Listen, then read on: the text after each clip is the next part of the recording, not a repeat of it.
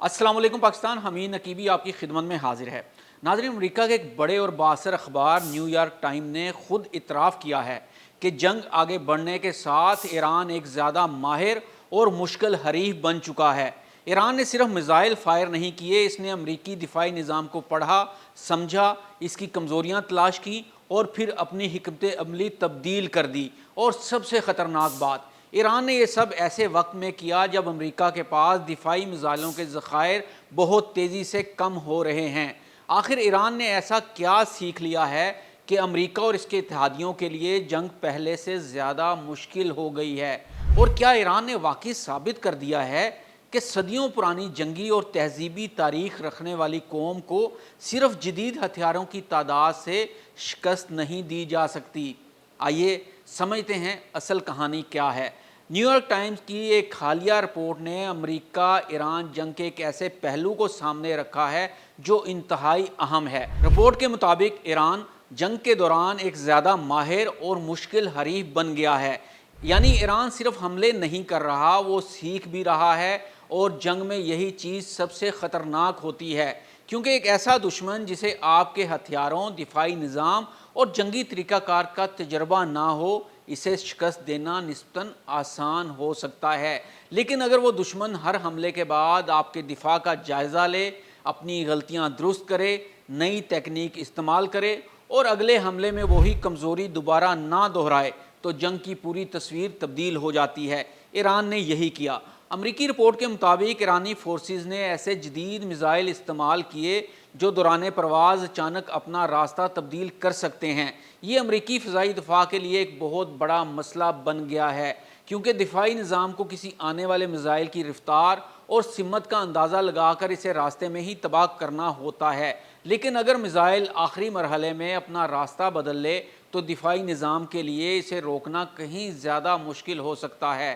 اور ایران نے صرف میزائلوں پر انحصار نہیں کیا، اس نے میزائل اور ڈرونز کو ایک ساتھ استعمال کر کے امریکی دفاعی نظام کو متعدد سمتوں سے مصروف کرنے کی حکمت عملی اپنائی۔ یہاں اصل کھیل شروع ہوتا ہے۔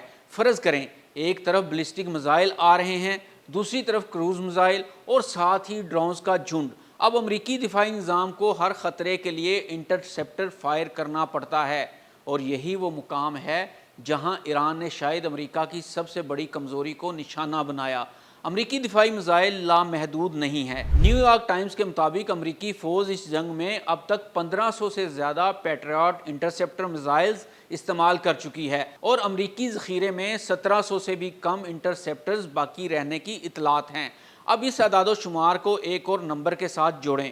امریکہ نے پورے 2025 میں تقریباً 600 پیٹریاٹ انٹرسیپٹرز تیار کیے تھے۔ یعنی اگر جنگ میں انٹرسیپٹرز استعمال ہونے کی رفتار بہت زیادہ ہو جائے تو نئے میزائل بنانے کی رفتار اس استعمال کا مقابلہ نہیں کر سکتی، اور ایک انٹرسیپٹر کی قیمت تقریباً $40 لاکھ بتائی گئی ہے۔ رپورٹ کے مطابق صرف ایک دن امریکی فورسز نے تقریباً 50 پیٹریاٹ انٹرسیپٹرز فائر کیے، یعنی ایک ہی دن میں تقریباً $20 کروڑ کے انٹرسیپٹرز۔ اب ذرا ایران کی حکمت عملی کو بھی سمجھیں۔ ایران کو ہر ایرانی میزائل کے بدلے ایک امریکی پیٹریاٹ تباہ کرنے کی ضرورت نہیں، اسے صرف اتنا کرنا ہے کہ امریکی دفاع کو مسلسل فائر کرنے پر مجبور کرے، کیونکہ اگر حملے جاری رہیں اور دفاعی میزائل کم ہوتے جائیں تو ایک وقت ایسا آ سکتا ہے جب سوال یہ نہ رہے کہ ایران کے پاس کتنے میزائل باقی ہیں، بلکہ سوال یہ ہو جائے کہ امریکہ کے پاس انہیں روکنے کے لیے کتنے میزائل باقی ہیں۔ اور اسی حکمت عملی کی سب سے خطرناک مثال 14 جولائی کو اردن میں سامنے آئی۔ نیو یارک ٹائمز کا کہنا ہے کہ ایران نے اردن میں امریکی فوجی اڈوں پر کئی دن تک میزائل اور ڈرون حملے کیے۔ امریکی دفاع نے بیشتر میزائل روک لیے، لیکن ایک میزائل دفاعی حصار توڑ کر اندر پہنچ گیا۔ اس میزائل نے ایک امریکی اڈے پر موجود رہائشی یونٹس کو نشانہ بنایا، 3 امریکی فوجی ہلاک اور 100 سے زیادہ زخمی ہو گئے۔ یہ واقعہ اس لیے اہم نہیں کہ صرف ایک میزائل امریکی دفاع سے نکل گیا، اصل اہمیت اس بات کی ہے کہ ایران نے یہ دکھا دیا کہ اگر دفاع کو مسلسل دباؤ میں رکھا جائے تو اس کے اندر سے بھی راستہ نکالا جا سکتا ہے، اور اس کے بدلے امریکہ کے کئی انٹرسیپٹرز کو ایران نے ضائع کروا دیا۔ اور ایران نے یہیں توقف نہیں کیا۔ اس سے پہلے اپریل میں ایران نے جنوبی ایران کے اوپر ایک امریکی F-15E جنگی طیارہ بھی مار گرایا تھا۔ یہ کوئی معمولی طیارہ نہیں تھا، اس کی مالیت تقریباً $6 کروڑ تھی۔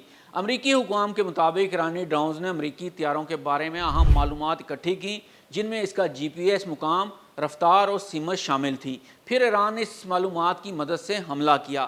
یہی ڈرون صرف حملہ کرنے کے لیے نہیں تھے، وہ آنکھیں بھی بن گئے تھے۔ یہی جدید جنگ کی حقیقت ہے۔